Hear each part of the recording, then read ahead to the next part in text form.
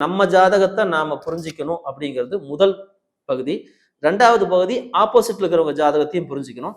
அப்போ கணவன் மனைவியையோ மனைவி கணவனையோ நேரடியா பட்டு புரிஞ்சிக்காம அவங்க கிரக ரீதியாகவும் ஜாதக ரீதியாகவும் புரிஞ்சுக்கிட்டா எந்தெந்த பிரச்சனையை தவிர்க்கலாங்கிறது ரொம்ப ஈஸியா தெரிஞ்சுக்கலாம். அதன் மூலமாக அவங்க வாழ்க்கையில வரக்கூடிய கொஞ்சம் கடினமான விஷயங்களை தவிர்க்கலாம். தேவைப்பட்டா ஒரு குறிப்பிட்ட நாள் கூட பிரிஞ்சு இருக்கலாம், அது தவறு இல்லை.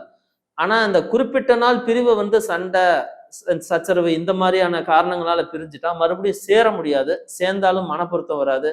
அப்புறம் அந்த வெறுப்பை எந்த காரணத்தை கொண்டு நீக்கவே முடியாது. அது நிறைய கஷ்டங்களை தான் உருவாக்கி தரும் வாழ்க்கை. நிச்சயமா. இப்ப திருமணம் வரும்போது பொருத்தம் பாக்குறதுன்றது நம்ம பேசணும் இதை பத்தி. ஆமாங்க. இந்த பொருத்தத்துல விட இதுதான் மெயின். இதை பாருங்க, இந்த பொருத்தம் இருந்தா ரொம்ப கரெக்டா இருக்கும்னு ஏதாவது அறிவுரை சொல்ல முடியுமா? இல்லைங்க, உண்மையிலேயே 10 பொருத்தத்துல அப்படி ஒரு விஷயமே கிடையாது. ஆனா ஜாதக பொருத்தத்துலன்னு நம்ம எடுத்துக்கலாம். இப்ப சந்திரனுக்கு சந்திரன் 8ல இருந்துச்சு அப்படின்னா 2 பேருடைய கருத்துக்களும் வெவ்வேறு மாதிரி இருக்கும். அதை வெளிப்படுத்தும் தன்மையும் வெவ்வேறு மாதிரி இருக்கும். இப்ப லக்னத்துக்கு லக்னமும் 8ஆ இருந்துச்சுன்னா ஒருத்தருடைய லக்னத்துக்கு இன்னொருத்தருடைய லக்னம் 8ஆம் இடமா இருந்தா அவங்க சிந்தனையே வேற மாதிரி இருக்கும். என்ன பண்ணாலும் அவங்கள பிடிச்சி இழுத்து வைக்கவே முடியாது.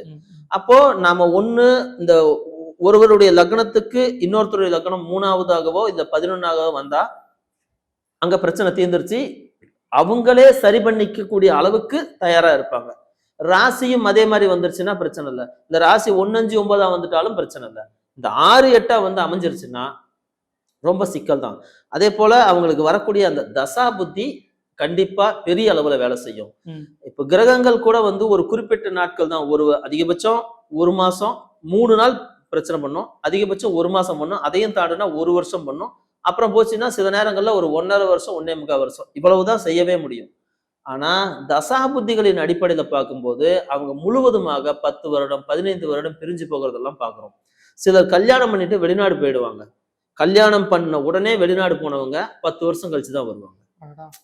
இப்போ அந்த மாதிரி எல்லாம் பார்த்தோம்னா அங்க ஒரு கிரகம் ரொம்ப முக்கியமான இடத்துல உட்கார்ந்து குடும்பத்தோட வாழவே விடக்கூடாது அப்படின்னு வச்சிருக்கோம்.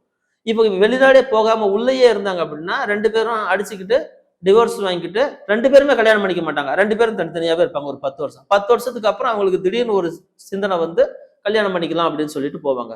ஸோ இதை புரிஞ்சிக்கிறதுல மட்டும்தான் நாம இது எப்படி போகும் அப்படின்றத கணிச்சு நம்ம லைஃப்பை நம்ம சரி பண்ணிக்க முடியும். எல்லாம் இன்னைக்கு வேகமா இருக்குது அப்படின்றதுனால இந்த திருமண வாழ்க்கையும் கூட ரொம்ப வேகமா ஏற்பட்டு வேகமா முடிஞ்சு